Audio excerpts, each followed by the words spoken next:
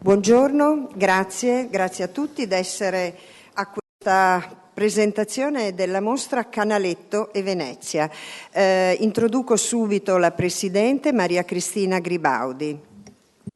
Buongiorno a tutti, benvenuti. Con grande piacere che ci ritroviamo per presentare la mostra del Canaletto qui a Venezia. E noi ieri eravamo a Milano, abbiamo presentato il nostro programma 2019. Posso garantirvi che avevamo una sala gremita di giornalisti che con molta attenzione ci hanno ascoltato, vista proprio la vastità del programma, quindi un programma estremamente interessante e che troverete nella cartella stampa. Naturalmente, oltre sul programma trovate anche che oltre la programmazione per i nostri 11 musei, c'è anche, parliamo ormai fa parte, lo consideriamo parte della famiglia, il Candiani, il Centro Culturale Candiani e Forte Marghera. Quindi l'obiettivo che ci eravamo posti come fondazione di intervenire sulla terraferma sta proseguendo con successo. I risultati che abbiamo dalle presenze di tutte le mostre che organizziamo fuori da Venezia, integrandole proprio con la fondazione, effettivamente stanno portando i risultati che immaginavamo. Naturalmente una mostra, quella del Canaletto, parte con trepidazione, ma per un motivo che tutti noi, e ieri si percepiva durante la conferenza stampa, perché dopo aver fatto la mostra del Tintoretto, una mostra bellissima, meravigliosa, che ha colpito tutti, è difficile, abbiamo dovuto tutti quanti alzare l'asticella. E quindi dovevamo dare un riconoscimento a Canaletto proprio perché quando fai una cosa estremamente importante come il Tintoretto, dopo diventava complicato. Ma vi assicuro, io ho fatto un ultimo giro con il nostro direttore, il segretario Agnetti, proprio un attimo, un'oretta fa a vederla e merita e quindi sicuramente non confonderete Tintoretto con Canaletto, sono due cose, perché ieri succedeva in conferenza stampa che chi dei giornalisti era presente ieri diceva no scusa, diceva Tintoretto, no, stiamo facendo Canaletto, quindi stiamo fermi sul Canaletto, quindi ci tengo a precisarlo perché giustamente è importante e soprattutto voi vedrete il lavoro dietro le quinte dello staff della Fondazione e ringrazio in primis davvero il mio direttore che con i suoi contatti internazionali veramente ci porta anno dopo anno veramente delle risorse per poter organizzare, delle risorse intese proprio come public relation, come contatti che ci permettono poi di fare delle cose che poi il mondo osserva, no? E quindi questo è estremamente importante. La mostra del Tintoretto, per chiudere sul Tintoretto, poi ne possiamo continuare a parlare, ma poi ci concentreremo sul Canaletto, ha fatto oltre 130.000 visitatori e sarà inaugurata tra 15-20 giorni al National Gallery di Washington e quindi c'è molta trepidazione anche in America in attesa di questa mostra che è stata fatta dalla Fondazione e questo ci inorgoglisce perché la Fondazione ha una visuale nel mondo sempre più importante, no? Quindi molto localizzata, molto veneziana, ma proprio perché veneziana è internazionale. Da più di 20 anni non si realizzava a Venezia un evento di questa portata sul Canaletto e sui maestri del Settecento. Naturalmente questo, come vi dicevo, è proprio dovuto soprattutto ai prestiti internazionali d'eccellenza. Pensate che alcuni dei quadri che voi vedrete del Canaletto non sono mai usciti dai musei. Quindi c'è stato veramente dai musei all'estero, quindi c'è stato un lavoro di relazioni, no, tra musei che ci hanno permesso proprio di portare una mostra, di organizzare una mostra dal respiro internazionale. Naturalmente questo è dovuto all'impegno e alla sinergia che abbiamo avuto soprattutto con la riunione dei musei nazionali parigini e con il Grand Palais di Parigi. Che questo, ancora una volta, voi capite che creare queste sinergie vuol dire che anno dopo anno si alzano i livelli di collaborazione, no? Perché questo ci permetterà poi domani di organizzare magari altre mostre dove la serietà e la professionalità della Fondazione, la reputazione, ecco, parliamo così, noi poi che cosa siamo? Siamo la reputazione. E quindi la nostra reputazione sta salendo a livello internazionale e questo sicuramente è un passaggio molto importante.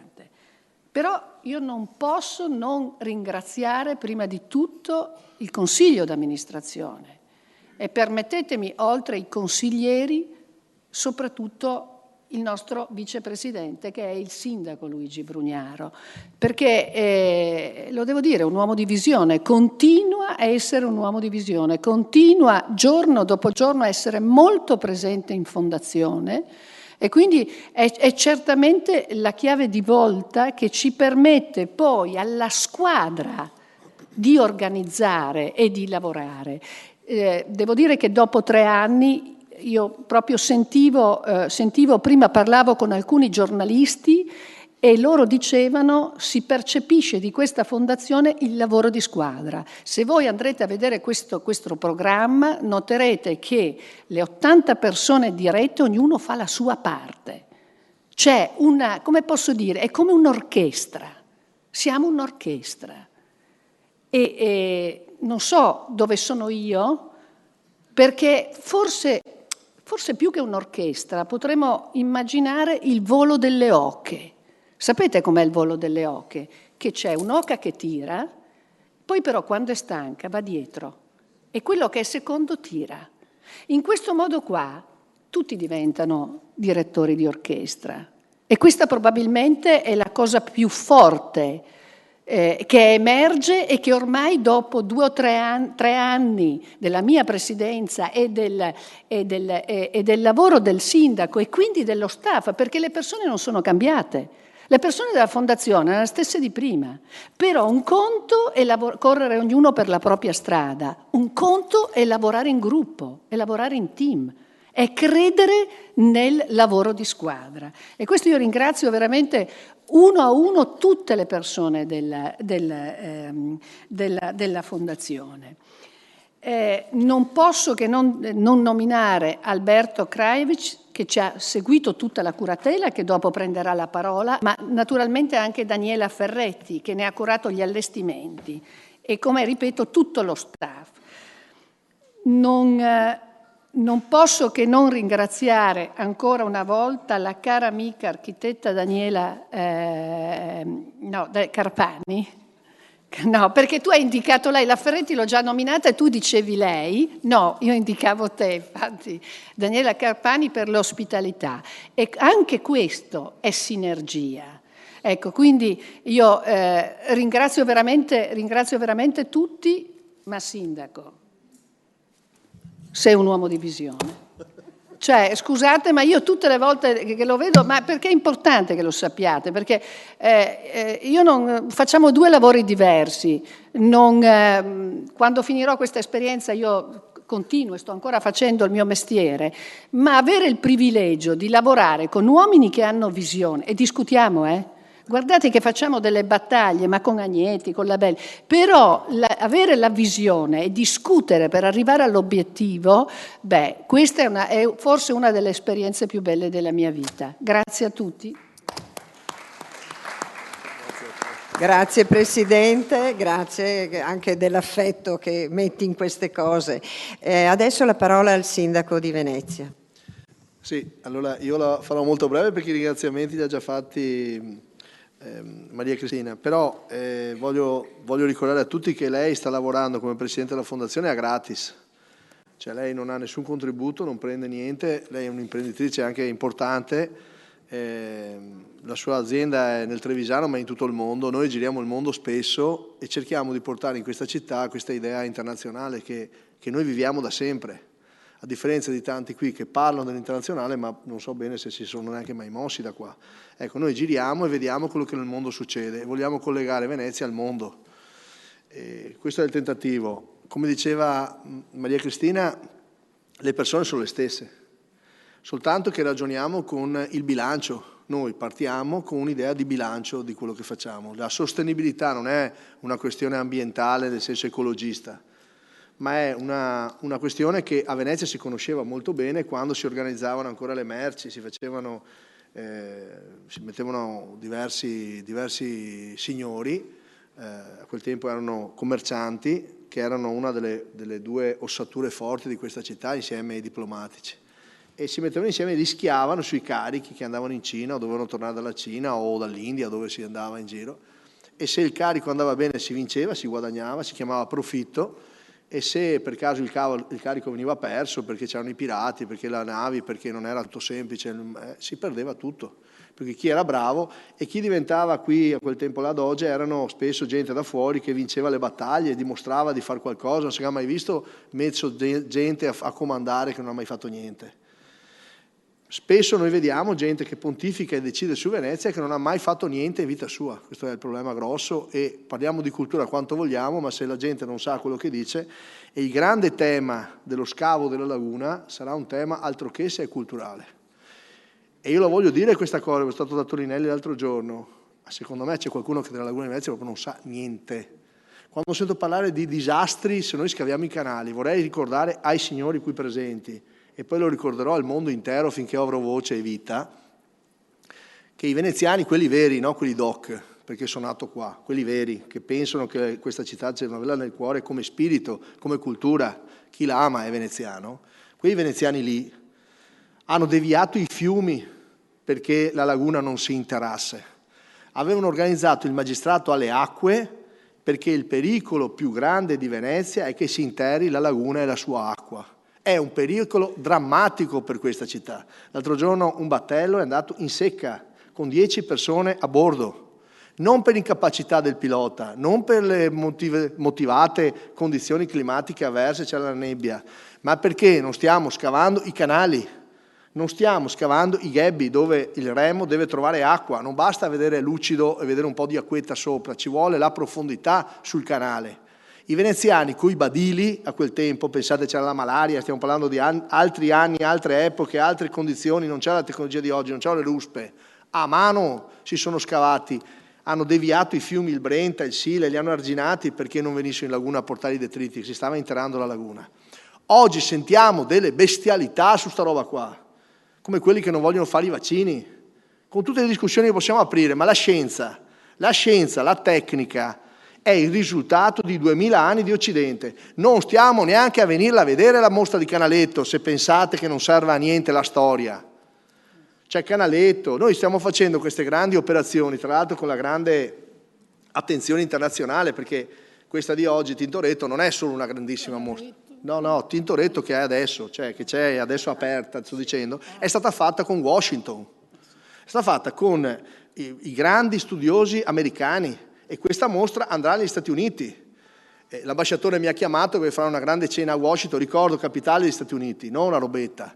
Cioè, abbiamo inaugurato un volo diretto con Chicago. Inaugurare un volo diretto con Chicago da Venezia è qualcosa di sorprendente, che soltanto qua non si sa quanto vale. Cioè, Chicago è un hub straordinariamente strategico per gli Stati Uniti, per girare tutti gli Stati Uniti. Trovare uno slot per atterrare con un aereo bisogna che proprio gli Stati Uniti vogliono atterrare con Venezia. Cioè c'è la scelta politica di venire qua. Gli Stati Uniti sono ancora un nostro riferimento occidentale.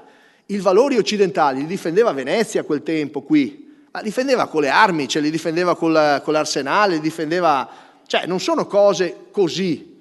Cioè, noi siamo il frutto di questi battaglie, di questi combattimenti. Io sono ancora un guerriero continuamente, cioè in battaglia, c'è poco da fare, ve lo dichiaro, non è che sono a far niente, sono a battagliare contro l'ignoranza, contro la superbia, contro l'arroganza, tanta arroganza, poca cultura, o meglio forse troppa al punto che si sono confusionati. Cioè, noi abbiamo bisogno di tenere aperti i porti, se no Venezia è morta. Cioè, il Mose, non puoi pensare che metti le navi in mare. Gli ho detto, bene ministro, bene, andiamo avanti così, facciamo tutte le verifiche del mondo. Fra 3 mesi ci diranno quale sarà il porto in mare da fare. E gli ho detto, fra 3 mesi le dirò cosa ne penso. Perché sarà dopo le elezioni europee, così chi l'ha votato, i comitati qui non diranno né bene né male, stiamo sempre nell'indeterminatezza, onestà, avanti così. E io invece dico che il porto è necessario, insisto che se no questa cultura, questa fondazione non serve a niente se diventa soltanto un'azione nostalgica da vecchi. Bisogna spiegare ai giovani perché è importante adesso presentiamo il canaletto. Perché pensiamo che siano cose di straordinaria importanza, il ricordo, il perché ci sono la rivoluzione dentro a queste opere, a queste straordinarie vedute. A quel tempo non c'era la fotografia, si raccontava. Canaletto è una delle cose più importanti per la nostra storia perché ci racconta che ci sono anche le navi in bacino di San Marco. Ci sono le navi perché collegavano il mondo, non saranno quelle gigantesche che tutti vogliamo spostare. L'abbiamo già detto miliardi di volte, siamo tutti d'accordo. Perché ancora questa strumentalizzazione? Ma è chiaro che se non voglio una nave e mi impedisci di farla passare da un'altra parte, ti assumi tu la responsabilità di quello che stai facendo. E poi presenti il dossier all'UNESCO. Coraggio. Sarebbero stati probabilmente processati qui davanti, al Todaro. Per alto tradimento della città, questa gente. Questi hanno vissuto sull'immagine di questa città, hanno vissuto e speculato, aggiungo. I signori nobili di cui stiamo parlando e che tutti conoscete. Qua non è più questione dei comunisti. Qua adesso stiamo parlando di altro, di persone che continuano a dire sciocchezze, che la laguna stiamo perdendo tutti i detriti, tutti siamo di perderli. E ora roba che si interra ai canali, cosa sia? Cioè, per capirci, cosa sta restando in questa città? Avevano già destinato a parco zoologico il nord della laguna. Sapete cosa sono le valli da pesca, come funzionano, che grande tecnologia millenaria c'è, che non lo conosce il mondo. Nessuno sa niente del Mose, tutti che parla, salvo poi scampare tutti quando l'acqua arriva come l'altra volta qui fuori. Pochi eravamo qui fuori, dove erano tutti quegli eroi con le macchine? Spariti tutti, perché poi ti prende paura quando arriva la natura veramente. Allora ci sono soltanto sì lì i combattenti di nuovo sulla frontiera, questa è la realtà. E c'è un aspetto culturale. I cristiani li stanno ammazzando in tutto il mondo. Parliamo di accoglienza, certo il Papa è il Papa, io non sono il Papa. I cristiani stanno subendo uno grande sterminio in tutto il mondo e non perché soltanto perché sono cristiani, ma perché pensano alla libertà, quella che tanti chiedono qui in Occidente, la pretendono come un diritto. Ma guardate che la libertà però ha dei costi. La libertà vuol dire anche reciprocità. Se vuoi essere libero qua, mi consenti di essere libero là e ci misuriamo sulle idee. Qui non siamo assolutamente tutti uguali e ci mancherebbe, bella la diversità, belle le idee diverse, ma dobbiamo fare tutti quanti una battaglia tutti insieme perché siamo liberi. Se no, non serve che venite alle mostre. Cosa facciamo le mostre? Diventano operazioni nostalgiche. Canaletto ha raccontato con dovizia di particolari com'era la vita di Venezia, ha fatto queste grandi vedute che a quel tempo erano innovative, c'erano dei punti di vista che certe volte non esistevano neanche. Ha raccontato Piazza Barche in qualcosa di stupendo, che è un dato che poi sono stati utilizzati, noi usiamo anche tutti quanti le varie analisi, no, dei catasti, che poi sono state napoleonico, l'austro-ungarico, che ci raccontano com'era Venezia, se noi cosa tutelavamo. Poi siamo stati costretti a congelare quella storia di questo centro storico perché non si poteva più trasformare. Perché se l'avessimo trasformato ancora, nel senso chiamiamolo moderno, modernista, probabilmente l'avremmo distrutto, incapaci di progettare con cautela, con quelle attenzioni, con le norme auliche, probabilmente anche con quei costi, probabilmente, con quei materiali così preziosi. Per cui possiamo e siamo costretti a difenderla fino alla morte. Il contributo d'ingresso di questa città, che ne dica qualche solo ne serve per aggiustare i masegni che sono in piazza San Marco tutti rotti, che non si è rotto stanotte in questi 2 anni. Nessuno ha mai fatto niente se non i veneziani. E per veneziani, io, a differenza di quello che dice la mia amica Maria Cristina, sono tutti veneziani fino a Zelarino, perché tutti pagano la Tari. Pagano la Tari 3 volte tanto una bottega di ortofrutta, che a differenza del comune vicino che invece si divide la spazzatura normale, il costo della spazzatura. La paghiamo tutti la manutenzione di questa città e nessuno ha voluto andare via, nessuno vuole la separazione. Vogliamo continuare a difendere questa città e lo dico con grande orgoglio, ma dobbiamo guardarci in faccia tutti. Basta vivere di privilegi.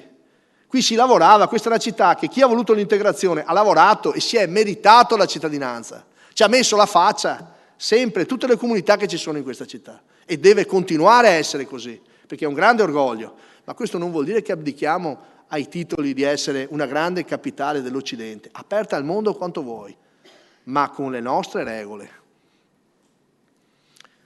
Della mostra parleranno loro, però l'orgoglio di fare questa grande mostra internazionale, no, perché potrei parlare di Canaletto, a me piace tantissimo, perché ripeto, è proprio un pezzo di storia, vi spacchetto la città a pezzi, ve la racconto a pezzettini perché è di un'armonia incredibile. Come potrei raccontarvi l'armonia che c'è in una città che esiste già, che si chiama la Grande Venezia, quella di mare e quella di terra, che spesso non conosciamo. Vi evito questo perché sembrerebbe l'elenco dei vantaggi, degli svantaggi, ma questo equilibrio esiste, la città è viva. Scrivetelo sui cartelli, scrivetelo sulle finestre, va benissimo, sono d'accordo, è viva, lo sappiamo e siamo orgogliosi che lo sia. Siamo orgogliosissimi che lo sia. Stiamo organizzando proprio le cose perché i giovani tornino in questa città. Ci vuole anche la voglia poi di dargli degli spazi adeguati. Una volta si giocava nei campi, qui nei campi di Venezia e da me nei campi arati.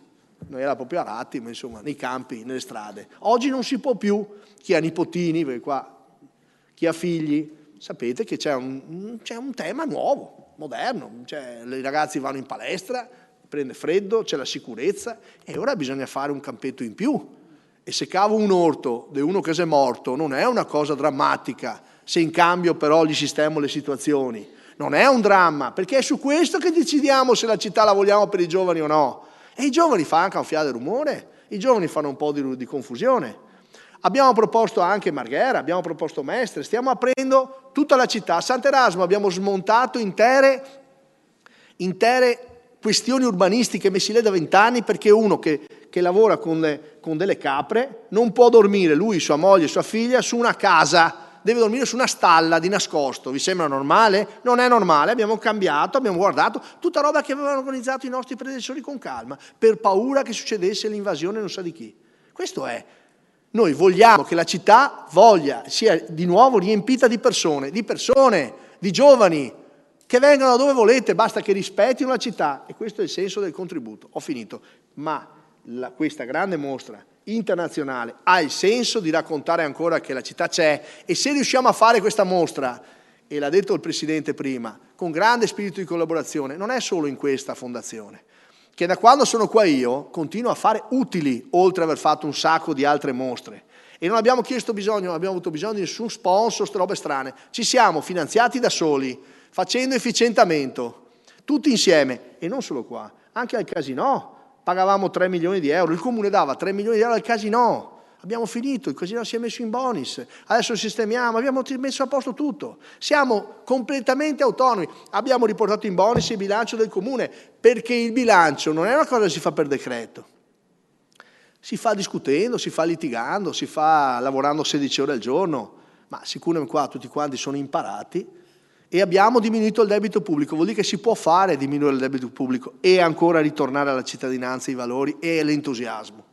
Venite a vedere la mostra del Canaletto, ma riprendete quell'entusiasmo del Settecento, riprendiamo quell'entusiasmo in cui c'era quella voglia di vedersi e di sentirsi protagonisti, nessuno escluso, tutti portano qualcosa di positivo, chiunque, anche chi ha paura, tranquillizziamolo, non c'è nessuna devastazione, nessuno vuol devastare niente, vogliamo soltanto poter rendere la città vivibile.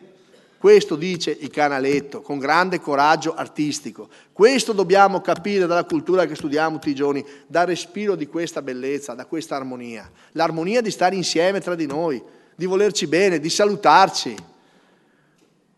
Tutti abbiamo i nostri problemi, credetemi, chi più grandi, chi più piccoli. Chiaramente ognuno pensa che i suoi siano sempre più grandi, ognuno abbiamo i nostri dolori nel cuore. Questo dice l'arte, si interroga sempre, invece c'è sempre chi ha la verità in mano assoluta. Incredibile. Dobbiamo rimetterci tutti quanti insieme per rileggere la storia, per progettare il futuro. A questo servono queste grandi mostre, per recuperare il ruolo di Venezia nel mondo, perché abbiamo un ruolo, è importante che lo testimoniamo noi, oggi. Grazie.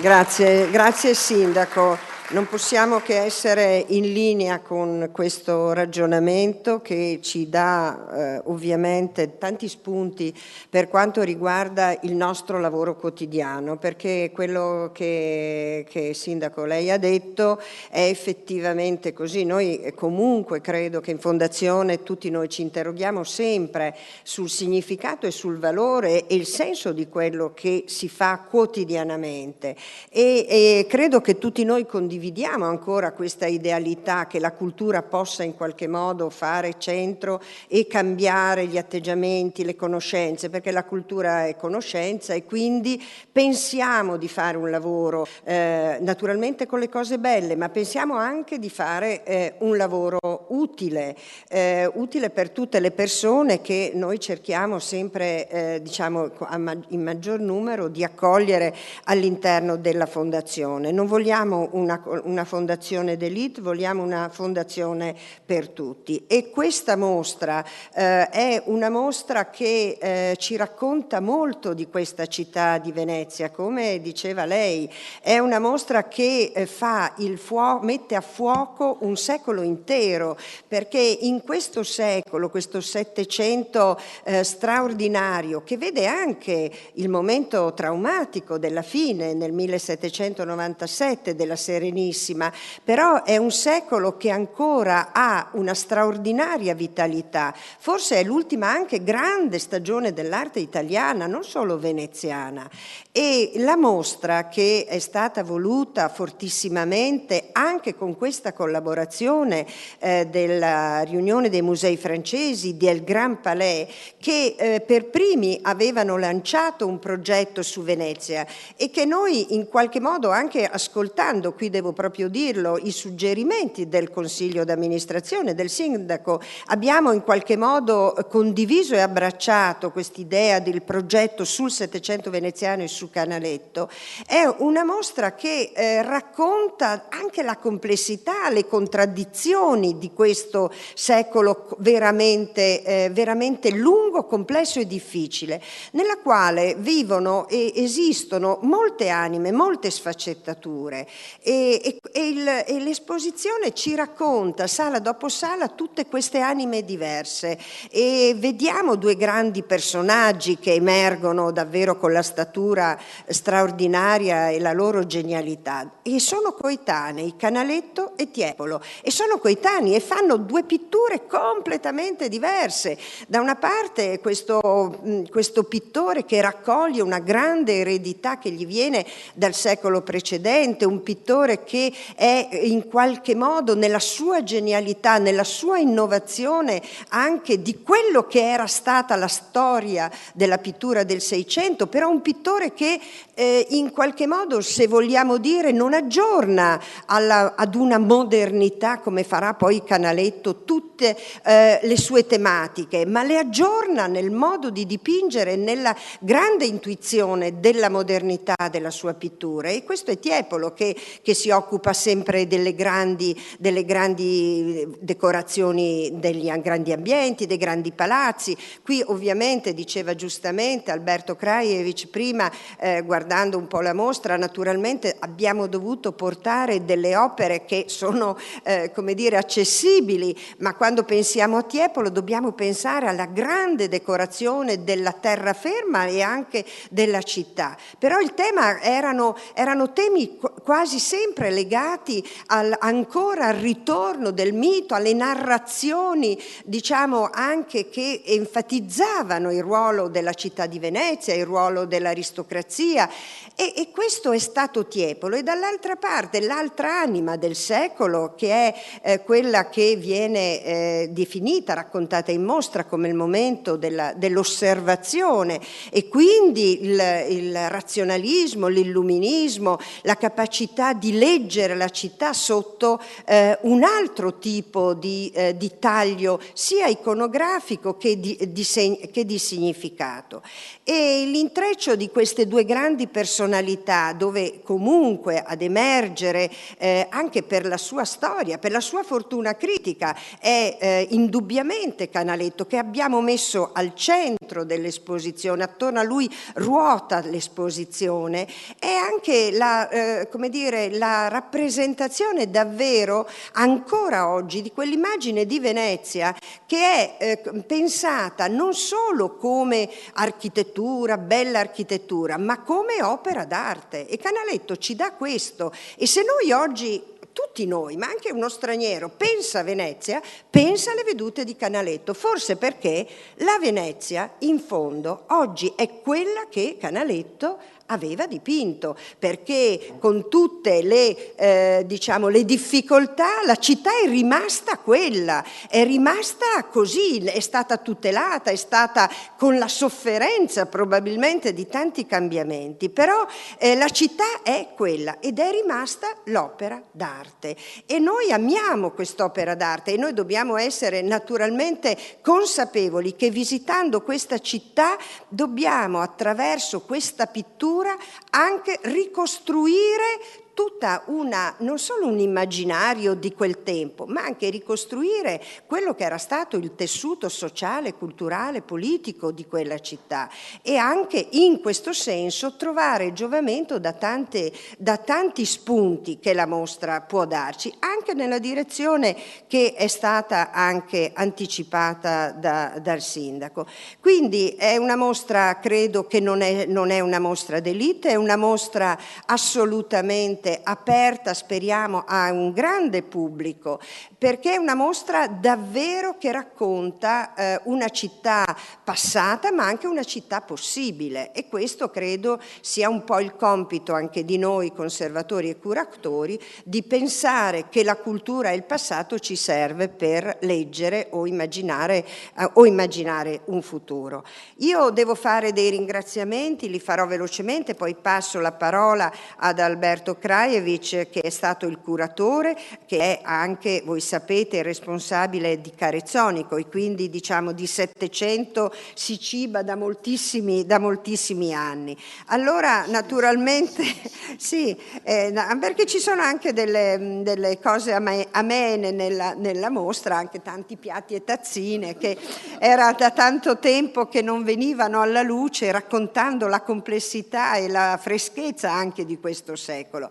Allora io ringrazio naturalmente gli amici della riunione dei Musei Nazionali e del Gran Palais, che so che sono qui tra il pubblico, con il quale abbiamo anche iniziato i passi di questa avventura. Le due mostre sono mostre completamente diverse, però hanno il vantaggio di condividere circa una quarantina di dipinti, e questo vuol dire fare economia di scala, lavorare insieme. Naturalmente Parigi ha voluto una Venezia diversa da quella che noi abbiamo pensato di dover dare al nostro pubblico, perché noi siamo a Venezia, e quindi le mostre hanno avuto delle narrazioni diverse, però con loro abbiamo fatto un bellissimo lavoro. Quindi Emanuel Markovic e Emanuel Coquery, direttore generale, direttore scientifico dell'istituzione, tutti prestatori, abbiamo avuto prestiti da tutto il mondo, lo diceva prima la Presidente. A Venezia si presta con gentilezza, con garbo, con anche qualche volta dovendo fare azione di convincimento, perché la città qualche volta spaventa, però siamo riusciti ad ottenere dei prestiti davvero importanti. Un ringraziamento ad Alberto Krajevic, l'ho detto prima, parlerà dopo, e a Daniele Danza, che sono stati non solo le anime del progetto, ma che hanno anche lavorato un po' a suggerire tante soluzioni all'interno del progetto stesso espositivo.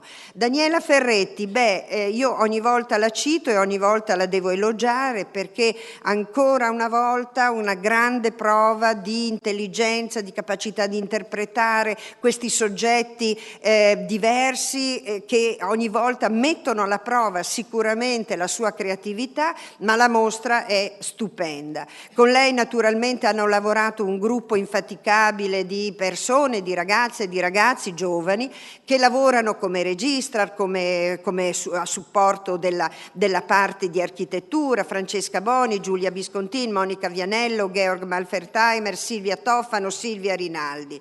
Un grazie a Elena Marchetti, che dal Ducale ha coordinato una parte dei lavori, all'ufficio di comunicazione Mara Vittoria, Alessandro Paulinelli, Silvia Negretti, Chiara Marusso, Andrea Marin, e tutto un gruppo per l'attività stampa che ieri ci ha supportato alla grande: Valentina Avon, Giulia Sabatini e Milena Fernandez. Monica da Cortà è la parte, diciamo, è l'altra faccia, è la parte dell'educazione, è la parte della comunicazione col pubblico, delle famiglie, delle scuole, che per noi è dei gruppi che è un pubblico importantissimo. Per la sicurezza, che è sempre al centro dei nostri pensieri, Lorenzo Palmisano con il suo staff, e naturalmente a Mattia Agnetti il grazie anche molto affettuoso, perché l'amministrazione segue passo per passo tutta la nostra attività, e quindi questo bisogna riconoscere, che ogni azione culturale ha una corrispondenza di tipo amministrativo.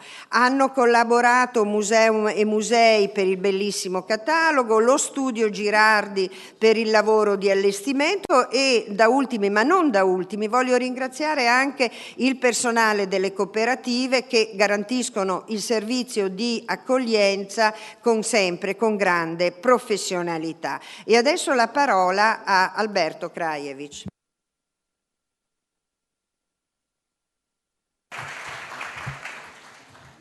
Buongiorno.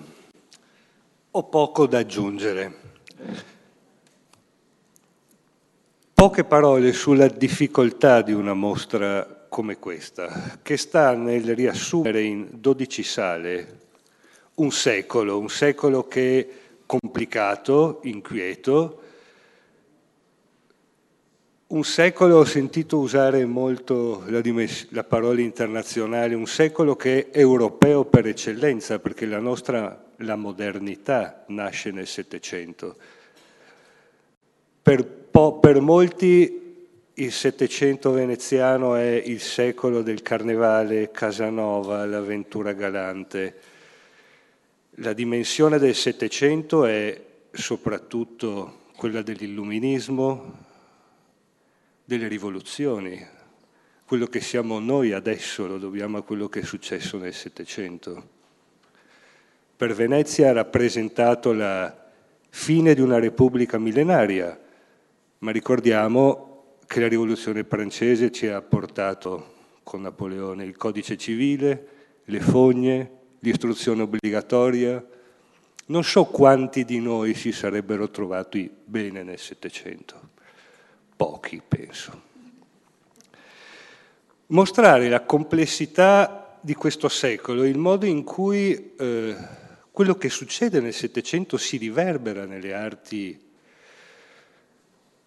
si visualizza proprio nelle arti, è stato molto difficile. Abbiamo scelto 2 parole a esemplificare l'ultima grande stagione artistica dell'arte italiana, una stagione straordinaria, non solo nella pittura, ma nella scultura, nelle arti decorative, anche nelle lettere.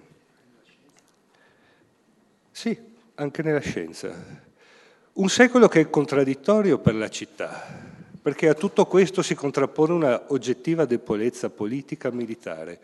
Visualizzare questo, seguire un percorso e dare anche una sorta di significato a quello che vedete è molto difficile, abbiamo dovuto fare dei tagli dolorosi, non so se sarà facile da intendere, perché comunque è una mostra di oggetti, di opere d'arte. Il nostro primo obiettivo è dare comunque un'esperienza estetica.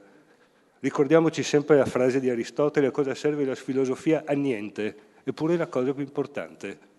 La stessa cosa per le cose, per gli oggetti, per i dipinti che vedrete.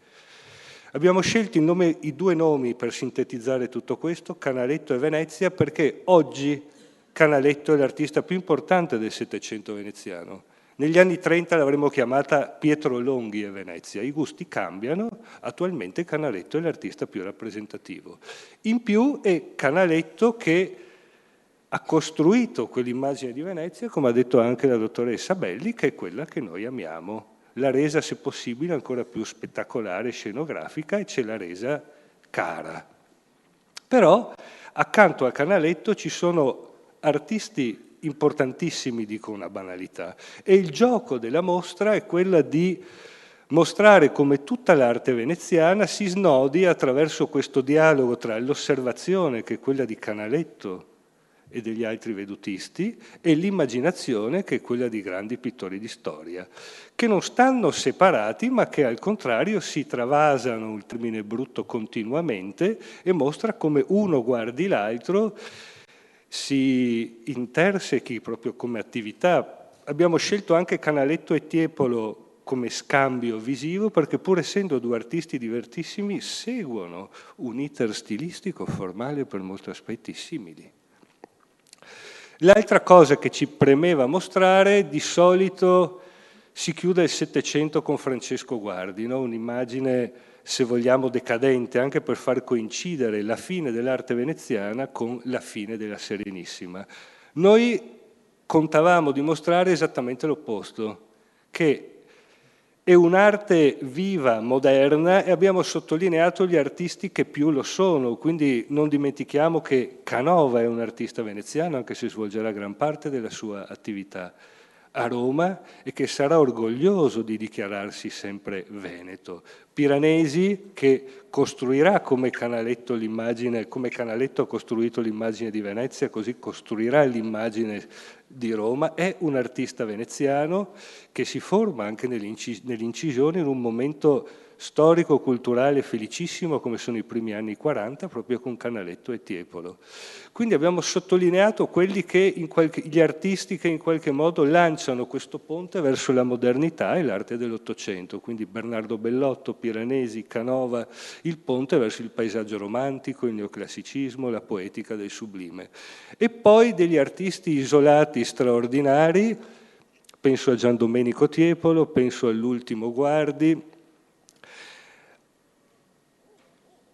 Abbiamo, come ho detto all'inizio, sentito molto il termine internazionale. La peculiarità dell'arte veneziana è quella di avere una dimensione europea. Sono artisti che viaggiano, che trovano i loro mecenati dalla Russia alla Spagna, dall'Inghilterra alla Francia. Canova in tarda età arriverà anche agli Stati Uniti col monumento per Washington. Sono artisti che viaggiano per necessità, perché trovano persone che apprezzano la loro arte. È curioso che dentro di sé portino continuamente, come farà lo stesso Canaletto, l'immagine di Venezia, no? Come il Marco Polo di Italo Calvino: io vedo il mondo, conosco tantissime città, ma le vedo sempre attraverso il filtro del mio occhio, e questo filtro è Venezia. Grazie.